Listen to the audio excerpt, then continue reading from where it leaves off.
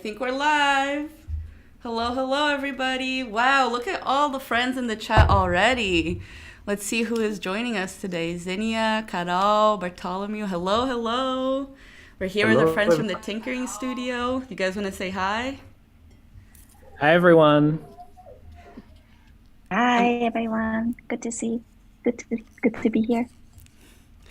let's see. What are some people saying? Hi, friends. So excited from Rupal. Hi, so good to see you from Yay. Lula. Star All Play Fun, one of our greatest content creators, says, let's do this. Get ready. This is going to be fun. Oh, yeah, I'm really, really excited for this one. We are here with our friends from the Tinkering Studio. Like I said, we're celebrating this month's Octo Sparks theme of creating with patterns. We have so many cool examples to show you all. I just can't wait. Maybe while we get settled in a little bit, a little prompt for the question, for the chat to get us warmed up. So in matching with the theme, I want to know what's a pattern that you see around you right now that is interesting, and what else does that remind you of? So for example, I wore this vest today to celebrate the pattern theme, which has this beautiful floral sort of embroidery. And it's from Brazil, but my friend Rupal this morning asked me if this was from India because it's a very similar style of embroidery. So I thought that was a cool little connection. Tinkering Studio friends, do you see any interesting patterns around you now? Yeah, look at my shirt. Mm. I think this is a t-shirt from the Exploratorium, and I think this is when we did an event, solar eclipse live stream event.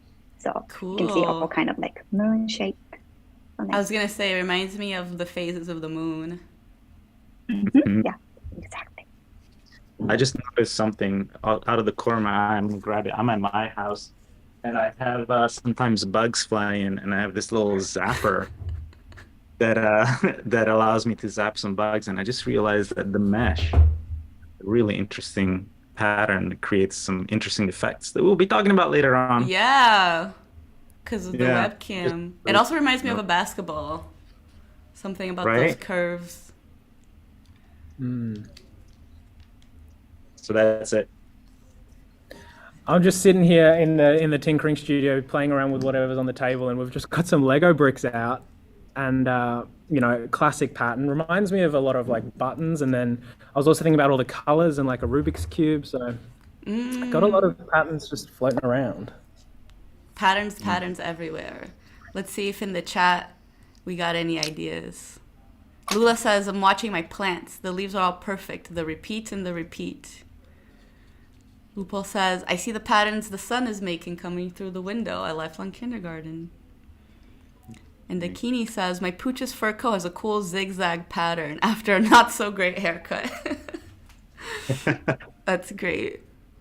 Yeah, and maybe before we get started talking more about patterns and tinkering, do each of you want to do a little bit of an introduction for folks who are joining us? Maybe a little bit about your background, what got you here to the Tinkering Studio or into coding, and also some of the non-coding things that are a part of your life. So maybe I'll ask Luigi to start off. Sure.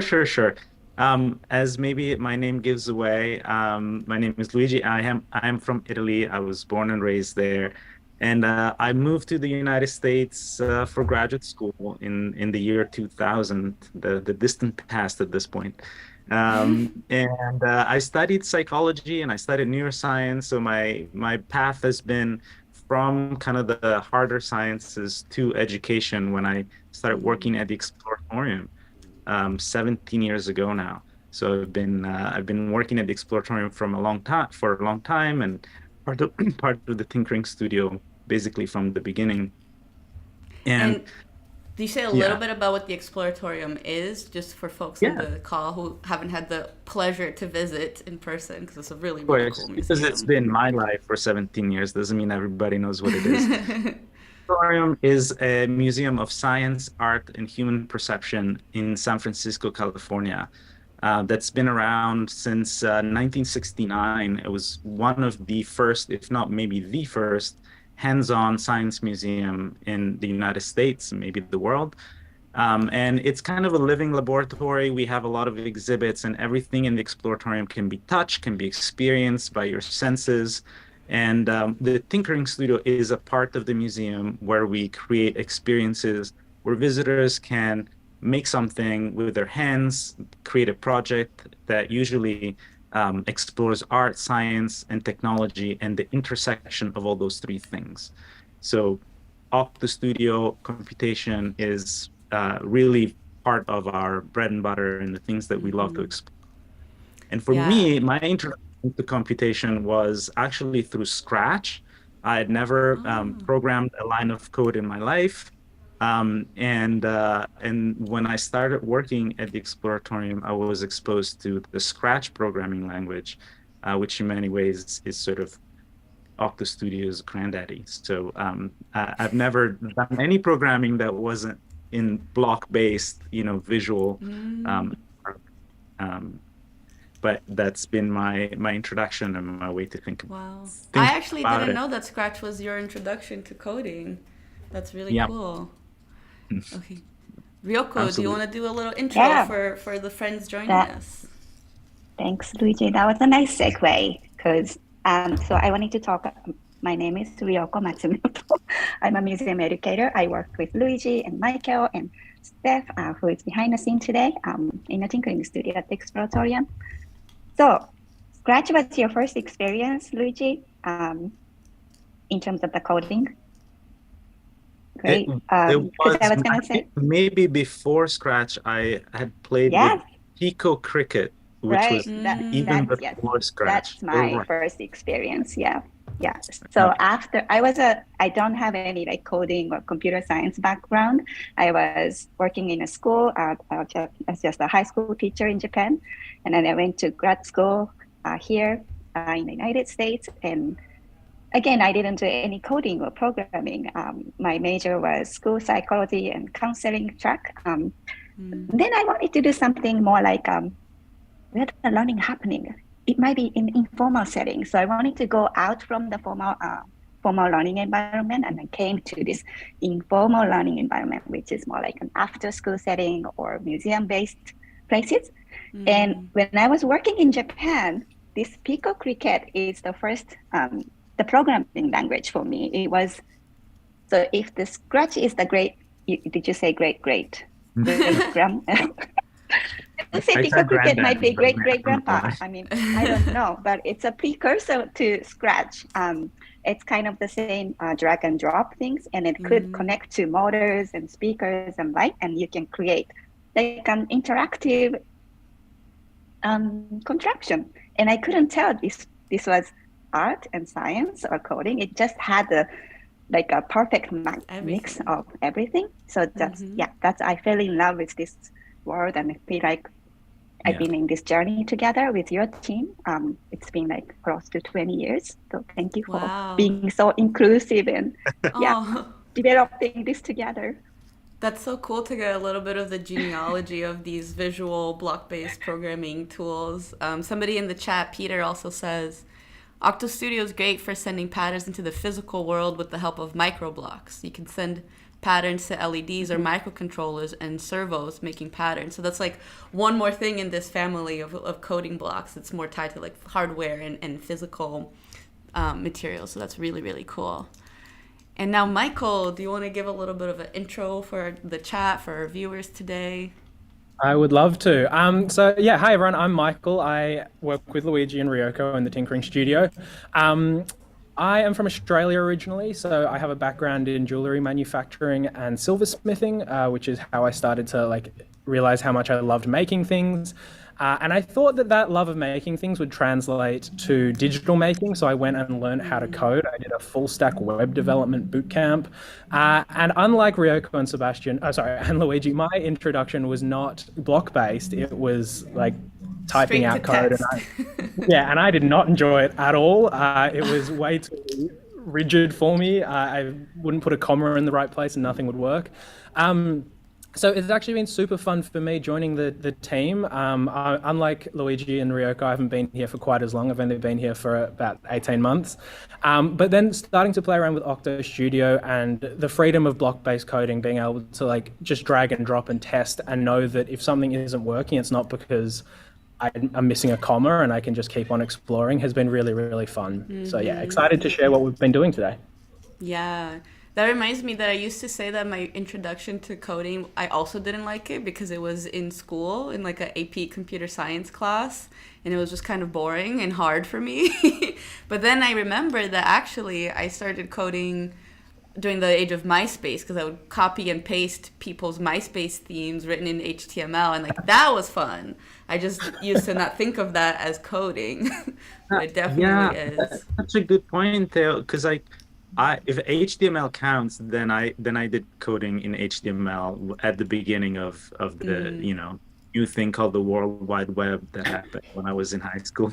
That's really Yeah, cool. like That's really cool. Do you making a remember? blog post. Exactly, making blogs. Yeah.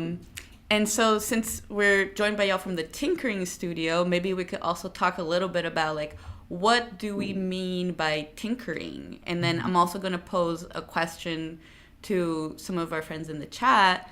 You've heard of the word tinkering. So what's something that you tinker with in your everyday life? And we'll start with maybe Luigi again can share a little bit about the ethos of tinkering. So it's funny, right? Because tinkering is a word that exists in the English language and can mean a lot of different things depending on where you're from. There are some places where it has kind of a negative connotation, like you don't really know what you're doing and you're bumbling about.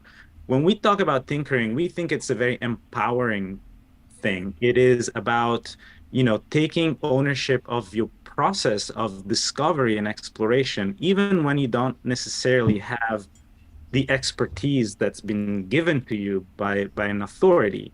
And so it means knowing that you can start trying things out, testing things, figuring out what works, what doesn't work, and slowly make your way towards more understanding, more exploration, and more delight, more insights. And so for me, for example, I'll give you a personal example. I've been doing photography and interested in photography since I was a teenager. But nobody ever taught me photography. I never took a class and nobody ever really explained what it is. My dad gave me a camera and just said, here you go, do whatever you want with it. And I started experimenting with it back in the days when you needed to put a roll of film inside and, wait until you had all the exposures before you could see what happened. But I just gave myself permission to experiment, to see what happens when I do this, when I do that. And over time, I developed my own understanding and intuition about photography. And I think there's a lot of areas of life where we do this naturally. We give ourselves permission to experiment and to try with what we already know and gain more knowledge. So I'm curious what everybody does. What are some areas that everybody feels that permission to experiment and explore? Yeah, I love that. Michael, you're about to say something. Go on. No, I just love that prompt of where do you feel like you can tinker. And for me, I was thinking about this. I love tinkering with my bicycle. It's like my primary form of transport. But I actually don't think I felt the permission to do it for a long time until I started to like understand the bike a lot more, because I think for a long time I was worried about breaking it or like I would doing be something worried about breaking it too. Yeah, and when you're going down a hill in San Francisco, sometimes you go a bit fast, and I do want my brakes to work. So I don't want to mess anything up. Exactly. I think tinkering for me really, I got a lot more permission when I felt a lot more confident knowing what I was doing as well to some extent. Like it took a bit of tinkering to even start playing with it, but once I started playing with it and knowing I wasn't breaking things and knowing, I wasn't going to give myself a flat tire, then I could go a lot further and start exploring a lot more. Do you remember what was the first thing in your bike that you felt comfortable, like fixing or adjusting? I mean, it was definitely the tires, because I used to just get flats so often. I don't know why. So I became very confident with fixing that, I guess. I don't know if that's real. Like, that wasn't as tinkerable because there's not as much for me to change. It was just repair more than tinkering. But then, like, lately, trying to get my gears to be nice and smooth, and I actually have no idea what I'm doing, and I'm just like twisting Exploring, X yeah. keys here and there. And I know I'm not going to break it, so it's fine. But yeah, it's just exploring and seeing what happens. That's really cool. And then Ryoko, do you have an example to share or some other insight Yeah. to add? So we do tinkering a lot in our daily like workplace, but outside of my workplace, I would say just parenting has been an Parenting. experimenting for me. I have my son, and every day doing something different, kind of experimental. I'm not sure because he's my first kid, and yeah, feel like every day I'm kind of testing boundaries. Maybe he might be also testing boundaries, but doing something different and experimenting, and there's Not some afraid of response. breaking Like I take like a human behavior as kind of phenomena response, and then I do something. Do you use that language with him too? Like, I'm tinkering with my parenting with you or something like that? I wouldn't say that to my son, but in my mind, that's always like I'm on this experiment, and maybe 10 more years. And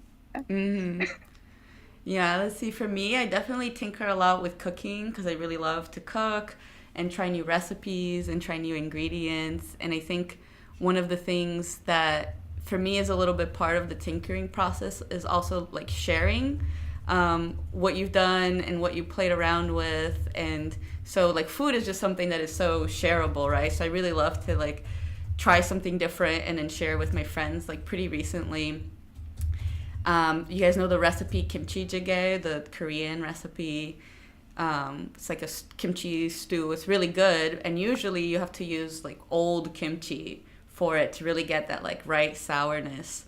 And I know that you can buy lactic acid as a powder, and that's what builds up in kimchi that's been over fermented. And I was like, instead of waiting a month for this kimchi to get old, I wonder if I can just put some lactic acid in my kimchi jjigae. And let me tell you, it really kicks it up a notch. It's really good. And then it turns out that you can also add lactic acid in like sourdough or making like vegan cheeses. So sometimes you try something in one place and you realize it gives you so many other ideas, which is another thing that I like about like the tinkering mindset of like making broader connections to things. Let's see what people have said in the chat. So Zinnia, I tinker also cooking. I tinker with how many onions and garlic I add at the beginning of the recipe when I'm cooking. Yeah, me too. Sometimes the recipe will say 1 clove of garlic and I'm just like, that can't be right. We got to put more garlic in here. Vanya says, messing and creating without being scared. Adding, changing, trying. Yes. The freedom to experiment and take risks. Sloan says, I tinker with ingredient ratios when I'm making new drinks and food at my cafe job. Seems like food is a very tinkerable thing in everyday life. Yeah.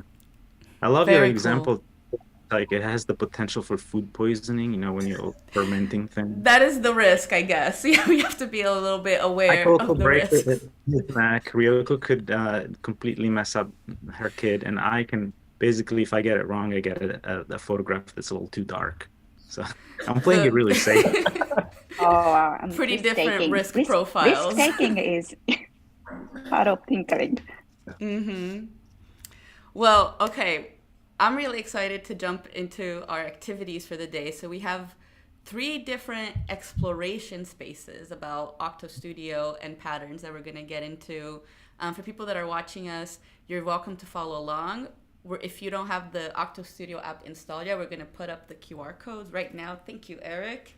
So it's free to download on the Apple App Store and on the Google Play Store. You don't need to make an account or anything either, so it's really easy to get started on it. So I'll leave the QR code up for just another couple seconds. But if anybody misses it, I can always ask somebody from the team to drop a link in the chat. So with that said, we're going to go to our first round of exploration with Luigi. So let's do the scene switching, and yes, here we are. Hey. Okay, Luigi, do you have something to share, like screen share, to get us started off, or a camera? Yes, I do. Let me get started with that. Yeah. I'm going to start with a little presentation here, which is, I hope you can all see that. Yep, yep. Fun Yes, with what I'm Moray. going to share with you all is a phenomenon called moire, which is something that has a funny name, but is really an interesting effect. So, first of all, if you've never heard that term, I wanted to give you some examples of what it is. Mm. Um, Moire is something that happens when you have two patterns that are identical or very similar, and you put them on top of each other, and those two Mm. patterns interact in ways that create interesting effects. So, for example, on the right here, you can see these are two patterns that are just straight lines, and one is on top of the other, and then it just slightly tilted to one side. And then these diamond shape, white diamond shapes are emerging between those two patterns. And that's because of the interaction between those two From patterns. the space between the two lines on each sheet. Exactly. Mm-hmm. Yeah. And so we actually see this happen in the real world quite often, and we don't always know what that is. For example, this is a screen grab from a video, kind of an old video, and you see this person has a jacket on, and there's these kind of uh, colored patterns, kind of wavy patterns that are on top of the jacket. Well, those are not part of his jacket. His jacket is just beige. What's happening there is that, the jacket has a pattern on it that's created by the weave of the fabric, the threads going up and down and then left and right of the fabric. And then the sensor in the camera that is taking that image also has a pattern because sensors are Mm. basically a bunch of pixels. So they're a lot of Yeah. little squares They're like lined up in a reading a brightness and a color at even right. locations. Yeah. And they're arranged in a pattern and a grid. And Mm. so the grid of the sensor and the grid of the fabric are on top of each other and they interact in these weird ways and they create these patterns.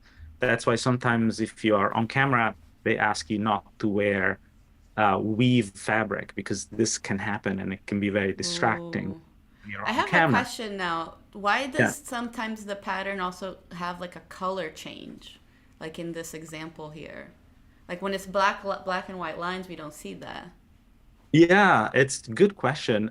My guess, and this is just the guess, is because a color camera actually has three different types of sensors that detect red, green, and blue. And depending on which ones are closed by the pattern and which ones are left open, you might see these colors emerge because they may Oh, change combinations of these three different types of sensors. That's why they're interesting. called RGB cameras, is because they have three sensors and then combine information from these sensors to create all the colors that we can see. Mm. Guess, which might be completely wrong. It's my best guess. I'll take a good guess, an educated Yeah. guess. Anybody in the chat knows the actual answer and it's not correct, please let us know. I would love to know. Um, Either way. In the chat we have our OctoStudio channel saying chromatic aberration, also known as color fringing, is a color Uh-huh. distortion that creates an outline of unwanted color along the edges of objects in a photograph. Oh Yes, yeah, that's I a remember description. these chairs too. You remember these chairs? Uh I huh. This is a funny story. We went to a classroom last week, and I noticed the chairs in the classroom all had this mesh back, and if you have two meshes that are the same on the front and the back of the backing of the chair, then you Oh, see I these see. weird effects. And as you And I when you would like never, change your viewing angle, it changes yeah, the and you pattern. shift Yeah. around to slightly different things. I would never have noticed had I not been working with moire patterns for the Now you last see them month. So, everywhere. and now I see them everywhere. Yeah. Um, and this is a video that Ryoko sent me from Japan, and there's a pattern on this sliding door, and it just interacts with the grate of Whoa. the gate in the front, and it creates this interesting thing, right? And then I found this incredible artifact. This is a cup that has a pattern on the saucer, and then it has a grid on the cup, and you will see that the reflection of the pattern on the saucer, it interacts with the grid on the cup and it Oh, creates a wow. bird. But not only that, as you move the cup around, the bird seems to move and flap its wings, right? I've never And seen one that's like through a reflection, which almost ties I into know, the right? mirrors that we're going to talk about soon with Ryoko, but that's very cool. A little bit of merging of the two exploration areas. Yeah, and it reminded me that I actually have this little card that has the same effect. I don't know if you can see it. There's kind of a On the reflection camera. here, but I can see that there that's are hard. lines, yeah. Maybe I can get it really close. Oh, I can see it. Oh, wow, the It's hummingbird. exactly the same thing, except these two patterns are on top of each other as opposed to reflecting. Very cool. And then Very cool. finally, and I wanted to share the work of this Italian artist, and this is a personal connection for me because I'm from Italy. Andrea Menini creates these beautiful posters that are they show animal shapes, and they're created by these lines that interact in Wow. moire to create these sort of 3D effects, you know. Wow. And so When I that see things like this, I'm just like, created. how does somebody mentally plan out how to lay out these patterns to create specific forms? Like how does their brain even work? Well, I have a little bit of insight into that because I was very much inspired by these, and I thought I want to do something like that Oh, as an Octo cool. Studio project. So I want to share. I'm going to switch to this Yes. camera. Oh, wait a minute. Oh, yes. Hang on. Not I'm the gonna wrong. read. I'm gonna catch up on the chat meanwhile. So we have Yes. some friends joining us. Andrea from Mexico. Hello, hello. Um, Second camera. What is this? Jenny says there's a horse running cup that I've seen like this. That's really cool. And a lot of people are saying really cool about the cup. The cup is amazing. It looks amazing. Yes, That was a great I example. I agree. Um, so Oh, so you yes. can see this now, right? Yes, we see your second Yeah, camera awesome. now. Perfect. Octo So I Studio. was inspired by making to make this little project, and you see a bunch of random lines, and as I press play, um, you will hear maybe an owl. You have to turn this on, or see an owl, and then these patterns move around to Wow. fully create Wow. the shape of an owl. So this took me a long time To to create the tinkering with owl. it. Yeah. So and every time you play this, it will start in a random spot and then they all combine Hmm. together. So that's just like some kind of high level example of the kind of fun you can have with OctoStudio and Moire patterns. But I wanted to start very simple and share some ways that you can play along and create a Yeah. little OctoStudio based pattern exploration if you're okay with that. Yeah, let's go. Let's see. Um, can you Really still see my excited. screen, or is it It seems that your frozen? second camera Okay, froze. Yeah. Oh, we're okay, back. it's back. We're back. Great. Okay, so if you have Octo Studio, you can follow along. Here's what we're going to do. We're going to create a new project, and we're going to start by choosing a sprite. But instead of choosing a sprite, we're going to paint our own. And what I find really exciting is how easy it is to create a pattern, even with just your finger. I'm going to use a pencil because it's easier to see, so my finger doesn't Yeah, block it's not it. covering. Yeah, first I'm going to pick a black color, and then I'm going to increase the size here so I can make quite thick lines. And then all I'm going to do is just create some vertical lines. I'm not being too careful. I could use my finger if I wanted to. This is just easier to see. And if I make a mistake, I can go back. I'm just going to try to Undo. get them to not touch. And is there something about, like, can you pick any color for this? Does it work with any color? Does it work better with black and Any white? color. In my experience, black is just a little bit easier to see. Mm. But yes, any color works. So I just made a bunch of straight-ish lines, and I'm going to hit this green OK button to create the pattern, and it's going to ask me to pick a background, and I'll just pick the white one. A little tip, if you want to see more of your stage, you can hit this button and it makes it a little bit bigger. Now Especially we on a need two tablet, patterns. it's nice. Yeah, we Mm. need two patterns, right? So the nice thing is we can duplicate this by hitting the little green triangle, the triangle here, and then hitting this duplicate button. So that makes a copy of that. And just for fun, I'm going to edit that and use the eraser to just draw a big circle around this pattern. Mm.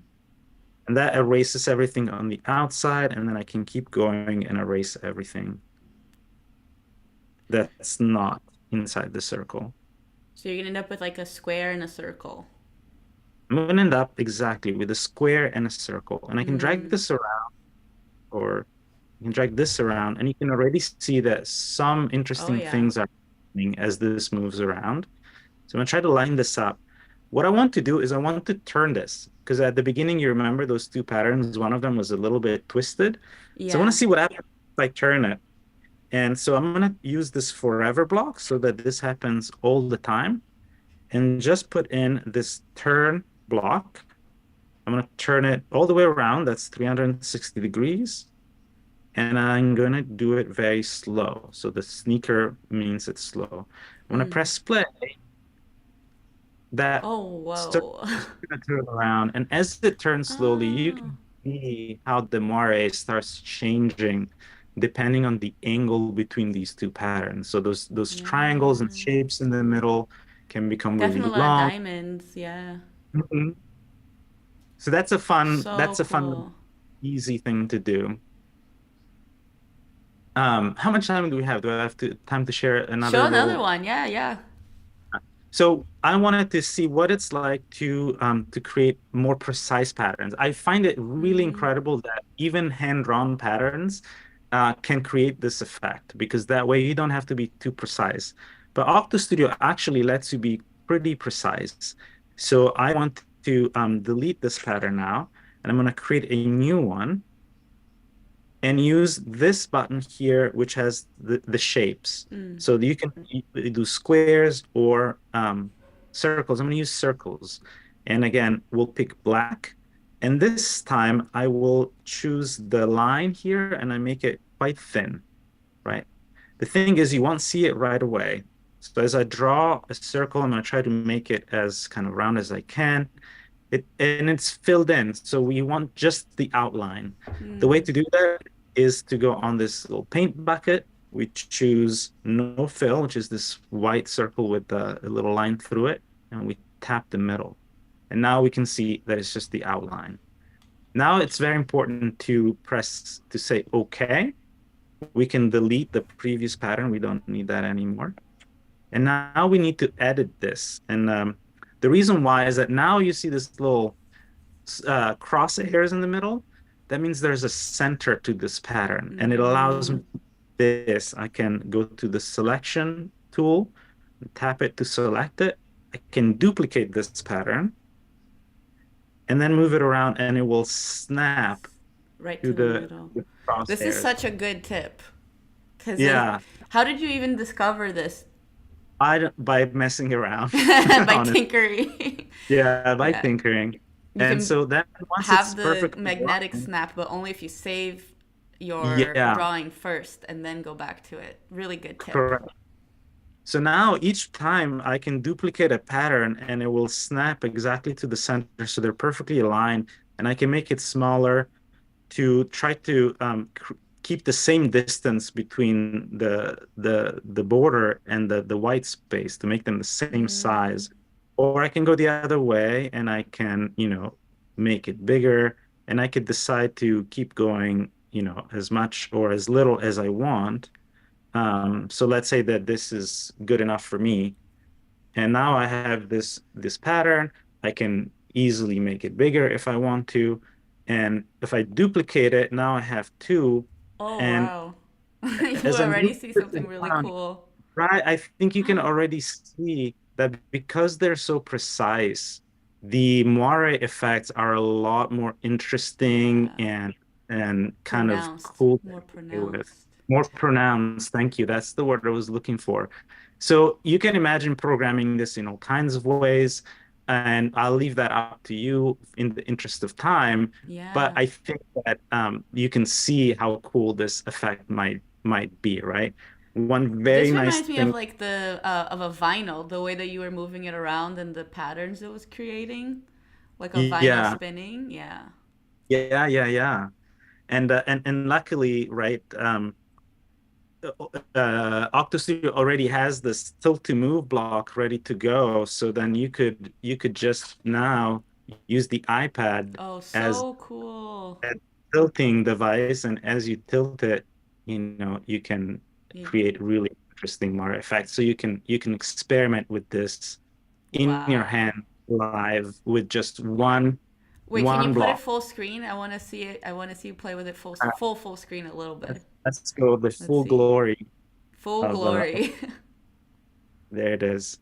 So now I can use this kind of like as a Wow. tilt board. And if you tilt it, a little bit, you can go slow. If you tilt it a Yeah. lot, you go fast. So it really allows you to experiment in a very intuitive way I would with be this effect. curious to try this with like even other shapes other than circles and see how Yeah, different totally. those patterns are. Or If anyone wants combining to try that and share it on social media, I would love to see that project. totally. Wow, I hope thank you that so I much, hope that's a, Luigi. a good introduction to Moray. Please play around and share with us what you make That with was so this. cool. That was Um, so cool. Thank you. And let's well, go for a round two of our exploration area. Ryoko talking All about right. Yeah, let's mirrors do and this. symmetry. Yes, yes. So we love when the project goes beyond the screen, that's more exciting. So that's something we love, connecting this digital experience to something physical Yes. or something tangible. So as Tara already said, I'm going to introduce this exploring symmetric pattern or kaleidoscopic pattern with the OctoStudio. So here I have this mirror, and I'm going to place directly onto the OctoStudio screen, and I'm Oh, going to press the nice. green That's already button. really cool. See, Maybe this zoom is in. Yeah. amazing. These are all just very simple shapes, hand-drawn shapes. And then you can, yeah, explore how many, like what's the angle of And are they all the mirror. spinning or just kind of like Yeah, moving slowly?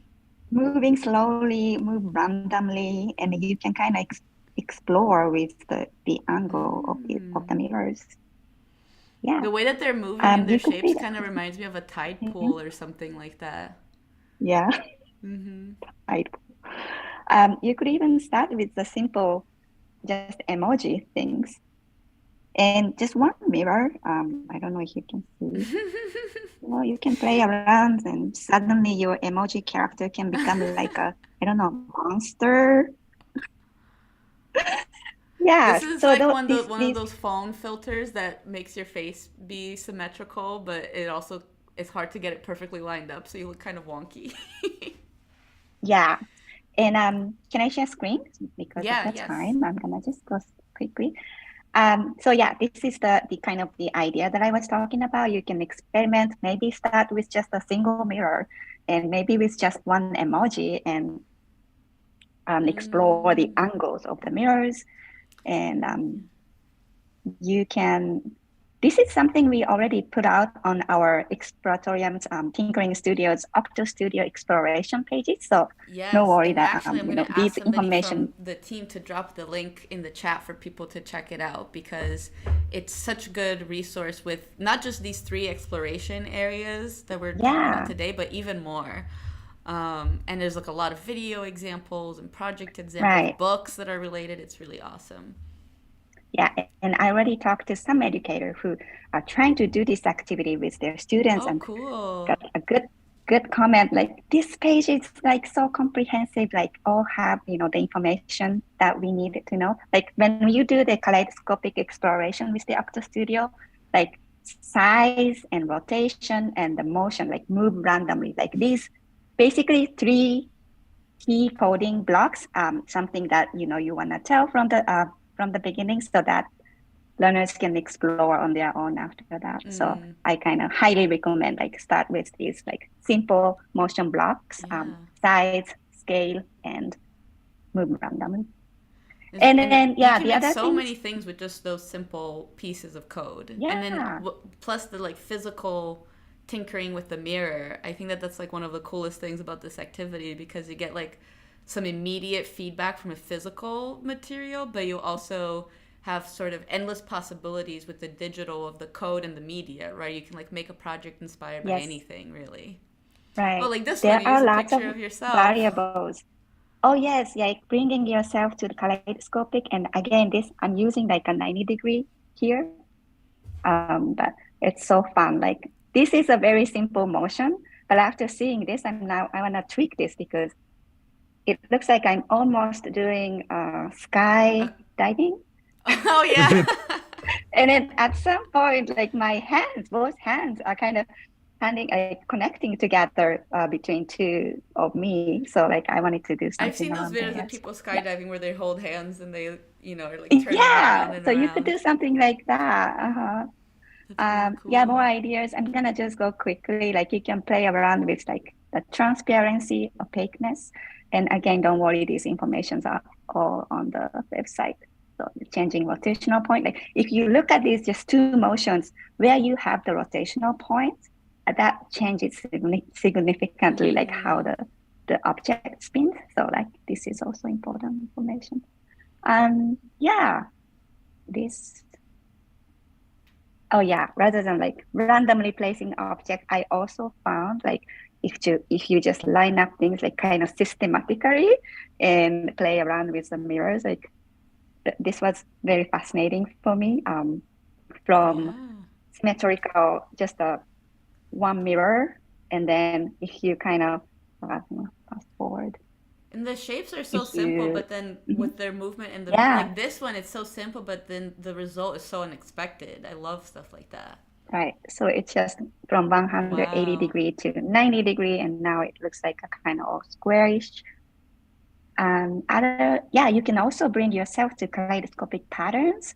But yeah, another idea. Or bring everyday object to kaleidoscopic pattern, just inspired by the kaleidoscopic pattern exploration. This is like without using mirrors, but can I share something? One more? Yeah. This is my last discovery. So using how to say? I forgot. A cutout? The kaleidoscopic tube.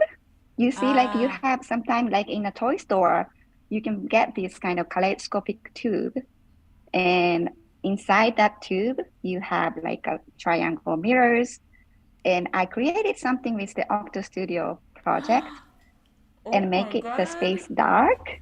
And if I put the lens in front of that, wait, can we watch that video one more time? Can you play the video one more time? That was so cool. It was too short.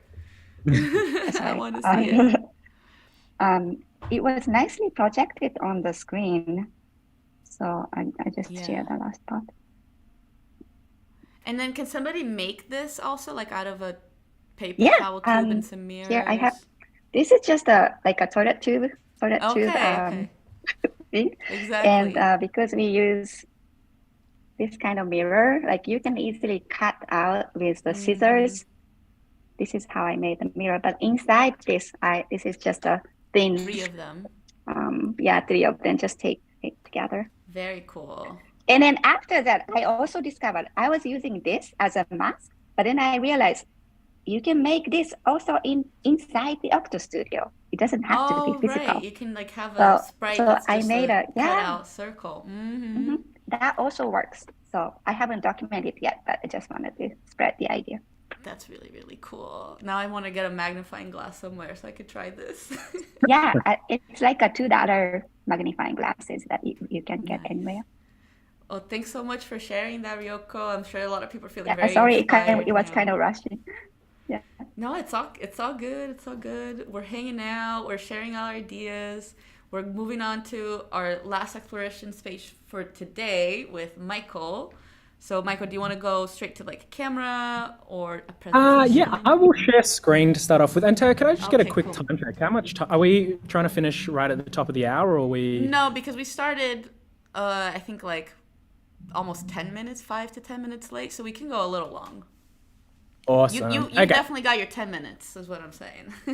Well, we'll see how much time I need, but perfect. So I hope I'm sharing screen and everyone can see this image. I wanted to share a slightly different take on patterns today. I love what Luigi and Rebecca are doing. I think it's like the optical stuff I find really interesting. But also, we are lucky enough to be located in a Museum of Art, Science and Human Perception, as Luigi introduced at the start. So we have a bunch of exhibits around us at all times. We have over 600 exhibits, on display at any one point. And so I decided to grab some inspiration by walking around the museum floor and seeing what I could find. And one thing that I loved are looking at patterns in a slightly different way, and that's looking at patterns as if they're rhythms. And so I wanted to just show a couple of examples of some patterns that I've been discovering in sound within some of the exhibits that the Exploratorium has on site.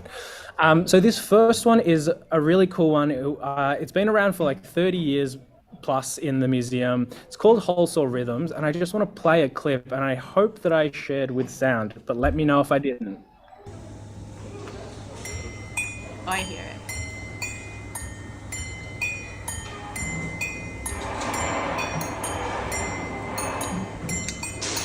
So as you move around these pole saws, which are acting as like little bells, you can see how, or you can hear, hopefully, how the rhythm and that pattern changes. So you're moving them to the different like points of these different shapes. And different Exactly. So the shapes provide like a little geometric guide for the pattern, but also, obviously, you're free to just play as you want because you're not put them constrained by anywhere. those. Exactly. So I really love this as a way of both seeing a pattern, but also then hearing a pattern. And this one is like a rotational kind of introduction to those patterns. And I wanted to share one other one that we recently had in the museum. It's called Sound Sculpture. It's a really immersive experience. So this one, you like walk into a room and it looks like this, and it's dark and it's got all these lit up cubes. And again, I'm just going to play this video. Oh, wow. So So it's scanning the cubes in the room and where they are. yeah. Yeah, it's looking at those cubes, and when they light up, it's kind of when they're activated. And you can see on the projection that as you move the cube, there's like a bunch of cameras looking down on the floor, and they're picking up where each cube is. And as the cube moves, it kind of changes the rhythm and the pattern that you're hearing. Does each So I cube think- play the same note, or is it a different note? So it's a slightly different note. It's like a different tone or pitch in particular. Also, as you move up and down the room, which I think is really, really cool. That's It was, cool. yeah, it was just a really fun experience to walk into. Sounds And the thing that I loved about both of these is immediately I was able to see like, oh, maybe there is a way to actually bring this experience out of the museum and share that with a wider variety of people through OctoStudio. It might not be able to be quite as large and immersive, but I think there's definitely a way to do it. To get a little taste of, the rhythms and the patterns and sound. Yes. Exactly. So I want to share a quick example of that, and then I was thinking maybe we could create one together if we've got the time. Oh, yeah. Let's go for it. Beautiful. So based on sound sculpture, I created just this. Oh, it's pretty low volume. I hear it. Okay. But this was my version of trying to create that sound sculpture using OctoStudio and just a few different sprites. And what I love about it is that the coding's pretty light, and then you can really interact with it in the same way that sound sculpture was highly interactive, that you get to kind of control where the rhythm goes and where that pattern kind of forms. So what I was thinking we could do is create one together. Let's go for it. Yeah. Open, that comes up. Okay, so I gotta unlock this off camera because otherwise everyone will see my passcode. So I'm gonna start a new 0, 0, 0. exactly. Yeah. Um, I'm going to start a new project, and similar to what Luigi did, I just want to start off by choosing a new sprite. Um, and what I want to do is I want to create that like line that was moving across the screen to start off with. You can choose like a broom or the flute emoji or whatever that's like a nice long straight thing, but I'm going to draw one. And I'm just going to come down the bottom here, and I'm using this shapes tool, and I'm just going to grab the line so that I can draw just a line, and I'm going to accept that. And then in terms of the background, like you choose whatever you want to do. For the sake of like maybe it coming through a bit clearer on the screen, I might just choose a plain background. And so now you should be able to see just a line on a screen. Great. I do Cool. see that. Not much is going on yet. So I want to get this line just to move across the screen. So I'm going to drag a move block up. And then I'm just going to see how that goes. Perfect. It's moving across the screen, but it's not moving very far. So similar to what we saw in an earlier example, I'm going to grab a forever block and just chuck it in a forever loop so that it's going to move Throw across it the in the screen. forever loop. Love it. There we go. Okay. So that's like my initial kind of trigger going across the screen. Now I need some things that it's going to interact with, that's going to create those fun tones and fun rhythms. So I'm going to add another sprite. And again, you can draw one, you can select whatever you want. I am going to select the egg. Ooh. Can we use the different colored hearts? Oh, that's a great idea. Let's use the different colored hearts. Okay. Love that. Okay. I just saw a bunch of them together. Bunch of Oh, hearts. those are That's a cute. good idea. Taya, do you have a favorite colored heart? I really like the light blue one. Okay, light blue one. Here we go. So I've got my light blue heart, and I can make it whatever size I want. It doesn't need to be too big for this. And down here where I'm coding, it has that automatic like when play block, but I actually don't need that one. What I want to use is these yellow blocks over here. I want to use the when touches block, because what I want is that when this line touches the heart, something's going to happen. I'm going to drag the when touches block up. And then when they touch, what I want to happen is I want some sound to come out. I want something audio. So if I move across to all of these blue blocks here, I've got a bunch of different options, and I'm going to choose play sound. So let's just try that and see what happens. Cool. Is that audio coming through? Yeah, I hear it. Awesome. Okay, so it's making a chime.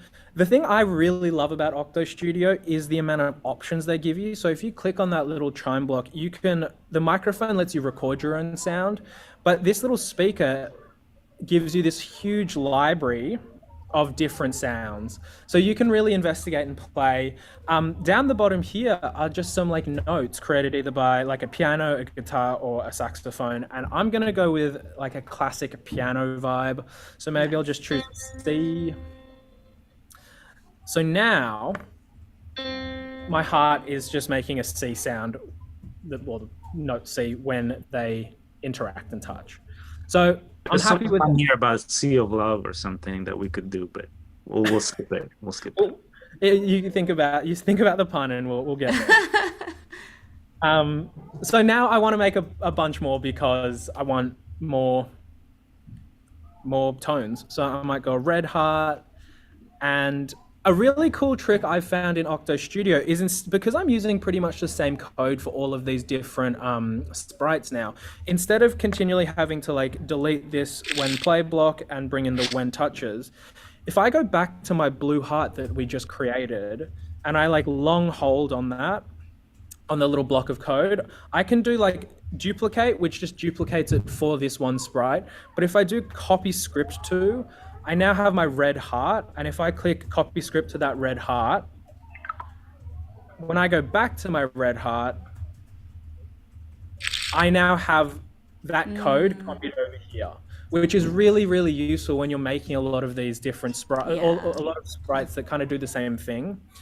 The only thing to note, exactly, it's a real time saver. The only thing to note is now these are both playing that C note. So I just want to go in there and change that. And I don't know, maybe a G. So I'm going to change it. So the red heart is going to play a G and the blue heart is going to play a C. Cool. And let's do one more just for variety. So Yeah. one more heart. Let's go this sparkly pink heart. And again, I'm going to copy my code over so that I don't have to do it all over again. So back on my pink heart, it's playing a G at the moment, but I do want it to play a slightly different note. So let's go an A. Cool. So I think like 3 notes is pretty good for this example, but I actually want to have a few more sprites so I can create some different rhythms. So all I'm going to do is really easily just duplicate each one of these so that I end up with 2 of every sprite. So now I've got 6. Oh, I can't wait to see what we can make sound-wise. And yeah, let's just Let's chuck them go together. full screen. Oh, let's go full screen. Okay, love it. Okay, here we go. Wow, that's already pretty cool. Dun, dun.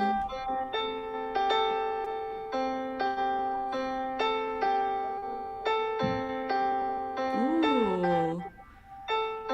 This is cool because you can like, digitally make yourself a little tool to tinker with. Right, exactly, and you can kind of play around and investigate what patterns you want to hear. And it's the thing I love about it is that it's so auditory, obviously. So you're getting this like feedback really quickly about what the pattern sounds like, not just what it looks like. And if you come back over to the first sprite we made, the purple line, the other cool thing is you can actually change the speed of how quickly that line moves, which is going to change the speed of your pattern, or sorry, of your rhythm. So I could make it a little bit faster. Yeah, I want to hear it faster. Wow, that sounds like a beautiful chimes or something. Chimes in the wind. And sometimes it gets a bit too fast, or the other side of it is it can be very slow. This is me learning to play the piano. Dun, Yeah, absolutely. But I just love that through OctoStudio and through like what is a relatively like light amount of coding, you can actually create a version of an exhibit that we had here for a few months that, a lot of people in the Bay Area were able to experience, but not that many people outside of the Bay Area were able to interact with it. So I love that this allows you to kind of create something and share it and take it with you where you want to go. We have some cool comments in the chat. So Dakini says, I love how you can keep the bar moving while changing the location of the different hearts. I just made this and it works great. So this is really... looks like your demo and your explanation was good because somebody was able to make it and follow along. And That's then awesome. Simo Create says, I love this. I wonder if you could use something like tilt to interactively change the speed. Yeah, I really like that remix idea. And I'm sure that you could do it because we have a tilt reporter block. Yeah, let's do it. Very cool. Well, I would love to see if somebody tries it. Share it with us on social media. Please, yeah, I would love to see that. The other thing that I've really been thinking about and don't have an answer to, so I'm going to put this out into the community right now, is in the exhibit version, as you move something up and down the screen, the pitch changes in the note, and I would love to work out a way of like being able to do that. So when the heart is on the screen, it creates a lower note versus there. I don't really know how to do that. Maybe it's not possible, but if anyone can work it out, I'm sure it's the people who are watching this. Anything is possible, Mike. That would be really, really cool. Make it even more, like axes to explore and tinker with. If you can change the notes based on its location. Very cool. Well, that was really, really, really inspiring. I hope that like our viewers also are feeling inspired and ready to make some projects. And as always, we love to see what people are making. So please share on social media. Tag us at OctoStudio app or hashtag OctoStudio. Tag our friends at the Tinkering Studio as well. Do y'all have any like closing words other than I just want to say like thank you again for the time and also for sharing so many cool ideas with us and with the community. Yeah. This is delightful. Thank you so much for giving Yeah, us the thank you. opportunity to share what we've been exploring and working with, thanks to OctoStudio. Yeah, and we have a couple of resources on our website for Mhm. further explorations that are worth checking out if you want to get Yes. into it. So do that. Yeah, we shared the links in the chat. The links are also in the OctoStudio social medias. We've been sharing some of those examples throughout the month. And I guess I want to say thank you also to everyone who joined us live, who participated in the chat. It's always such a joy to see your ideas and your questions. I can't wait to hang out again next month. And with that, I guess we'll say bye. Thank you so much, friends. Thank you for having Till us. next Everybody. time. Bye. Bye, everyone.